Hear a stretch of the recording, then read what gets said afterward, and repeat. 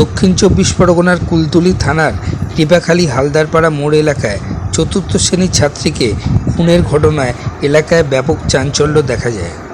সূত্রের খবর, গতকাল দুপুরে টিউশন পড়তে গিয়ে আর ফেরেনি ওই ছাত্রী।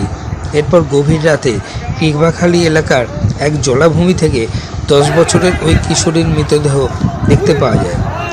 এলাকার মানুষের দাবি তাকে খুন করে ফেলে দেওয়া হয়েছে।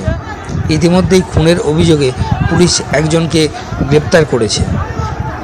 উত্তেজিত জনতা অভিযুক্ত ব্যক্তির বাড়ি ভাঙচুর করে। ঘটনাস্থলে রয়েছে বিরাট পুলিশ বাহিনী।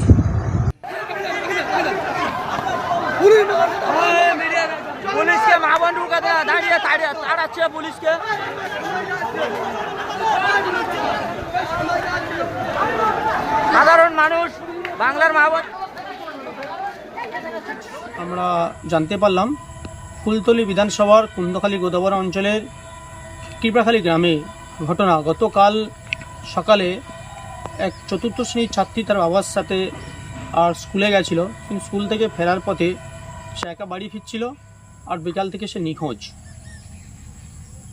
রাত্রে পরিবার সহ আর বাড়ির লোকজন ক্যাম্পে গেছিল, মুন্সিপালিটি ক্যাম্পে, পুলিশ ক্যাম্প, কিন্তু তারা কোনো গুরুত্ব দেয়নি।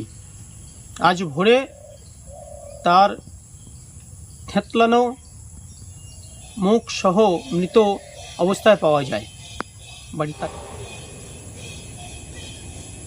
পরিবারের উপর চাপ সৃষ্টি হচ্ছে। আমাদের কাছে একটু খবর আছে, কুলতলির এমএলএ গণেশ মণ্ডল এবং তার লোকজন এ উঠে পড়ে নেমেছে, যাকে পুরো বিষয়টা ধামাচাপা দেওয়া যায়।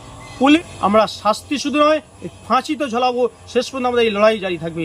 এই লড়াইয়ে লড়বো আমরা ওই পরিবারের সাথে নিয়ে। নমস্কার, উৎপল নস্কর, ভারতীয় জনতা পার্টি জেনেভা সাংগঠনিক জেলার সভাপতি।